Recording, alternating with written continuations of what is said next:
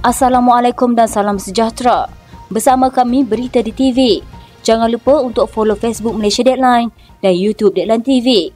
Antara menarik hari ini, jangan bakar jambatan dengan mudah. Matlamat SG4 mungkin sukar. Gantung tugas Ahli Parlimen Putrajaya.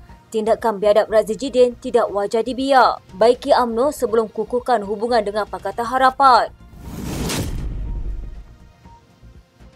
Pentadbiran Anwar Ibrahim dikesa mencontohi langkah Dr. Mahathir Mohamad dan Muhyiddin Yassin menyalurkan peruntukan kepada semua Ahli Parlimen pembangkang tanpa syarat dan rundingan ketika menjadi Perdana Menteri. Ahli Parlimen Pasir Mas Ahmad Fadli Syari berkata, Muhyiddin yang juga pengerusi Perikatan Nasional mengagihkan RM300,000 kepada semua wakil rakyat untuk menyediakan bakul makanan ketika COVID-19 melanda.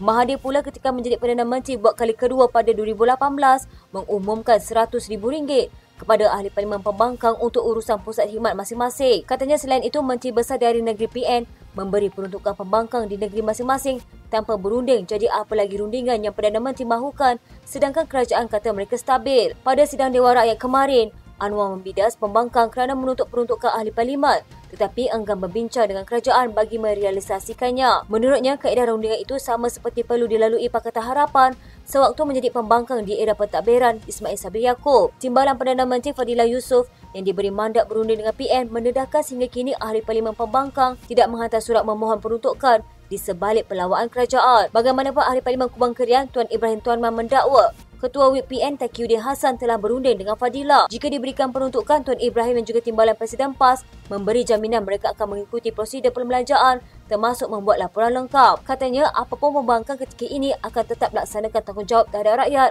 diwakili sekadar kemampuan. Ahli Parlimen Masjid Tanah Mas Emeryati Samsudin dari Bersatu pula berpendapat kenyataan Anwar yang menyifatkan pembangkang sombong sebagai tidak rasional kerana perbincangan bersama Fadilah telah dilakukan. Katanya sebab itu saya tak nampak kenapa masih lagi tidak diberikan peruntukan kepada pihak pembangkang. Sementara itu, Ahli Parlimen Macang Wan Ahmad Faizal Wan Ahmad Kamal mengingatkan PH berhubung janjinya pada 2022 untuk memberikan peruntukan pembangunan kawasan yang saksama kepada semua Ahli Parlimen. Katanya pengagihan peruntukan di luar kawalan Ahli Parlimen tidak menyelesaikan masalah rakyat kerana mereka yang mendapat peruntukan daripada bukan Ahli Parlimen diundi dianggap tidak ada accountability oleh rakyat.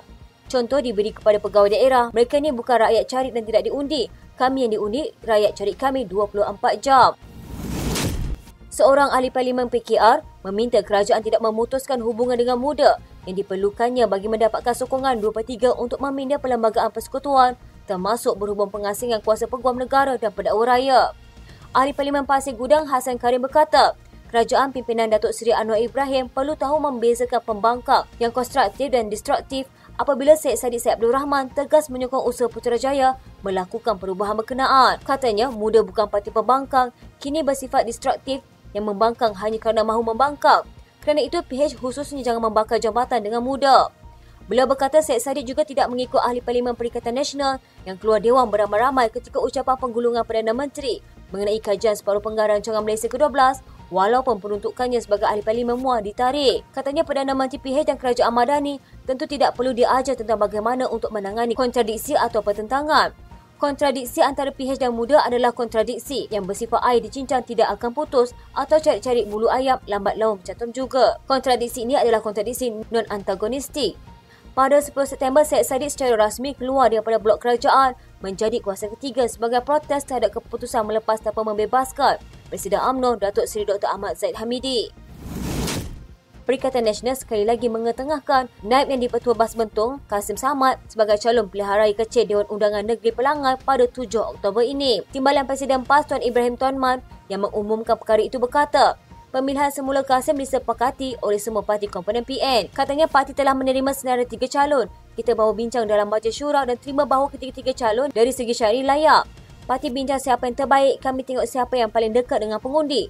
Calon dari Pelangai sendiri, anak jati yang tinggal di sini. Kasim atau lebih dikenali sebagai Cikgu Kasim sebelum ini pernah bertanding di Dom Pelangai pada pilihan raya umum ke-15 namun tewas kepada Allahyarham Johari Harun daripada Barisan Nasional yang menang dengan majoriti 4,048 undi. Kasim yang merupakan bekas guru sekolah menengah dan kolej matrikulasi ketika ditemui media berkata beliau berterima kasih di atas kepercayaan yang diberikan kepimpinan PN. Katanya, saya akur dan saya janji akan bekerja untuk masyarakat di Dom Pelangai ini. PRK Pelangat akan berlangsung pada 7 Oktober ini susulan kematian Johari yang merupakan penyandang bagi Don itu dalam naas pesawat terhempas di Shah Alam, Selangor pada 17 Ogos lepas.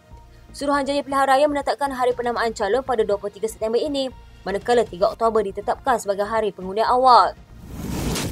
Pemerhati politik meragui bisa Dr. Mahathir Mohamad untuk menarik pelabur asing selepas bekas Perdana Menteri itu dilantik sebagai penasihat ekonomi kepada 4 negeri di Takbir PAS. Diakui nama Mahathir digeruni dan dihormati badan dunia, namun Fellow Majlis Profesor Negara Jeneral Amir berpandangan pada usia meniti 100 tahun, pergerakan dan kemampuan Mahathir amat terhad, tidak selari dengan peranan perlu dipikulnya. Katanya, walaupun Tun M dilantik, saya masih meragui beliau dapat melaksanakan tugas itu dengan berkesan pada usia yang sekarang. Untuk tarik pelabur asing, dia perlu keluar negara lebih banyak dengan hanya menjual nama Mahathir dalam negara, apa yang mereka dapat lakukan. Saya tidak percaya itu dapat dilakukan dalam waktu singkat dalam 2-3 tahun ini. Memacu ekonomi memakan masa yang panjang. Minggu lalu, Menteri Besar Terengganu Ahmad Samsudin Mokhtar berkata, 4 negeri PAS itu bersetuju mewujudkan kerjasama dikenali sebagai State Government 4 atau SG4 bersama Mahathir. Menteri Besar SG4 ini akan membincangkan pelan tindakan dengan Mahathir memainkan peranan tidak rasmi, antaranya dalam aspek tadbir urus dan hubungan dengan pelabur luar. Jeniri berkata negeri tadbir PAS itu seharusnya memilih pengerusi Perikatan Nasional Muhyiddin Yassin sebagai penasihat, memandangkan ahli Parlimen Paguh itu juga berpengalaman sebagai Perdana Menteri. Katanya sepatutnya Muhyiddin yang pernah menjadi PM dan ada pengalaman harus dilantik ke jawatan itu, bukannya Mahathir. Apatah lagi Mahathir sudah berusia hampir 100 tahun. Beliau tidak dapat lagi begitu aktif dalam peranannya. Matlamat mungkin tidak akan dapat dicapai. Azmi Hassan dari Akademi Nusantara pula berpendapat pemilihan Mahathir berbanding Muhyiddin sebagai usaha mewujudkan persepsi negeri di Takbir PAS mempunyai Perdana Menteri cukup berpengalaman walaupun tidak bersama Putrajaya. Katanya hakikatnya ini adalah persepsi untuk menunjukkan bahawa walaupun tidak bersama kerajaan perpaduan, mereka ada Tun M yang ada pengalaman luas dalam urus takbir atau tata kelola negara dan negeri. Syazah Syukri dari Universiti Islam Antarabangsa Malaysia bagaimanapun berpandangan pengalaman Mahathir menerajui negara untuk beberapa dekad sudah pasti meletakkan Muhyiddin di belakang. Katanya Muhyiddin ada pengalaman itu tetapi kerajaan beliau pun hanya setahun lebih sahaja. Jadi kita nampak Tun M mungkin mempunyai lebih kekuatan di situ. Beliau juga percaya hubungan Bersatu dan PAS tidak seteguh seperti telah ramai pihak dan melihat hubungan dua parti itu ibarat sedang berurus niaga. Menteri Undang-Undang dan Reformasi Institusi Datuk Seri Azalina Osman Said digesa memulakan segala usaha yang perlu bagi menggantung tugas Ahli Parlimen Putrajaya Datuk Dr. Muhammad Razif Jidin. Pengerusi Majlis Setiausaha Politik Kerajaan Madani Datuk Seri Samsul Iskandar Muhammad Akin berkata, pergantungan tugas Razif itu perlu dibuat sebagai pengajaran kepada semua Ahli Parlimen. Katanya adalah amat menjengkelkan apabila seorang bekas Menteri Kanan gagal menghayati prinsip negara, kesopanan dan kesusilaan. Tindakan biadab Dr. Razif Jidin yang ditunjukkan kepada seluruh negara tidak wajar dibiar begitu sahaja. Samsul Iskandar juga memaklumkan Majlis Setiausaha Politik Kerajaan Madani berpendirian bahawa Muhammad Razif mesti dihukum atas kenyataan jahat yang dibuat terhadap Perdana Menteri. Menurutnya, pemimpin Perikatan Nasional itu juga enggan mematuhi arahan yang di-Pertuan Dewan Rakyat di dalam Parlimen sewaktu sesi penggulungan kajian separuh penggar rancangan Malaysia ke-12. Tegasnya, yang di-Pertuan Dewan Rakyat, Tan Sri Johari Abdul, sudah pun mengikut segala prosedur yang diperuntukkan di dalam Peraturan Mesyuarat Dewan Rakyat. Kemarin Dewan Rakyat kecoh semasa sesi penggulungan KSP-RM ke-12 apabila Muhammad Razif bangkit meminta mengarahkan Perdana Menteri menaik balik kenyataan yang didakwa sebagai sangkaan jahat terhadapnya. Bekas Menteri Pendidikan itu kemudiannya diarahkan oleh Yang di-Pertuan Dewan Rakyat keluar Dewan kerana enggan mematuhi arahan yang dikeluarkan. Ekoran itu, Ahli Parlimen Pembangkang bertindak meninggalkan sidang Dewan Rakyat selepas tidak berpuas hati dengan keputusan Yang di-Pertuan Dewan Rakyat.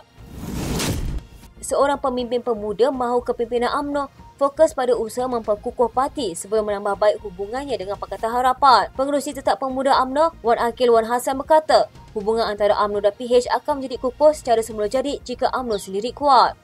Bagaimanapun, katanya hal ini tidak berlaku selepas UMNO sekali lagi menunjukkan prestasi buruk pada PRN baru-baru ini. Beliau memberitahu PH mungkin menggugurkan parti itu jika sokongan pengundi Melayu terus merundum. Jika ini berlaku, katanya kerajaan perpaduan tidak lagi memerlukan UMNO sebagai sekutunya untuk kekal di Putrajaya. Katanya bila parti akan tangani masalah hilang sokongan Melayu, kedudukan kita UMNO sekarang dalam kerajaan perpaduan masih tidak diterima pengundi Melayu. Jadi apa lagi selepas ini? Kita belum jelaskan kedudukan kita dalam kerajaan perpaduan. Jadi bagaimana nak kekalkan sokongan dan kepercayaan orang Melayu? Wan Agil turut menggesa kepimpinan parti mendedahkan dapatan pasca nilai dilakukan susulan PRN di 6 negeri. Katanya, kami mahu tahu kesimpulan dicapai kerana menurut mereka laporan pastian nilai telah pun diterima. Minggu lalu, Setiausaha Agung UMNO Ashraf Wajdi Dusuki mengumumkan Majlis Kerja Tertinggi Parti telah memutuskan untuk memperkukuhkan hubungan dengan rakan parti komponen PH pada semua peringkat bagi memastikan kestabilan politik. Sementara itu, pengarah komunikasi Amanah Khalid Samad mengalu-alukan pengumuman Ashraf itu yang dipercayainya dapat membantu memastikan kelanjutan hayat kerajaan berpaduan. Beliau yakin dengan sedikit masa, akar umbi UMNO akan lebih selesa untuk kerjasama dengan PH. Bekas Ahli Parlimen Shah Alam itu berkata, akar umbi UMNO lebih selesa bekerjasama dengan Perikatan Nasional kerana menjadi sebahagian daripada pentadbiran sama selama 2,5 tahun bawah pimpinan Muhyiddin Yassin dan kemudian Ismail Sabri Yaakob. Katanya ini sesuatu yang kita perlu tangani untuk menstabilkan kerajaan dan memperkukuhkan hubungan antara PH dan BN. Sementara itu, penganalisis politik Mazlan Ali daripada Universiti Teknologi Malaysia berkata, segelintir ahli UMNO mungkin memerlukan lebih masa untuk menerima kerjasama antara UMNO dan PH yang sebelum ini bersaing. Mazlan menggesa pemimpin parti menemui ahli akar umbi bagi meyakinkan mereka mengenai manfaat kerjasama ini dan realiti politik kini. Katanya, kolaborasi ini PH UMNO belum pun setahun. Jadi, UMNO dan PH perlu lebih masa untuk saling mengenali dan sesuaikan pendekatan masing-masing. Jika dilakukan dengan baik dan dengan DAP juga lebih bertoleransi, saya percaya ia akan lebih berjaya. Sekian berita hangat pagi di TV pada hari ini. Jangan lupa untuk follow Facebook Malaysia Deadline dan YouTube Deadline TV.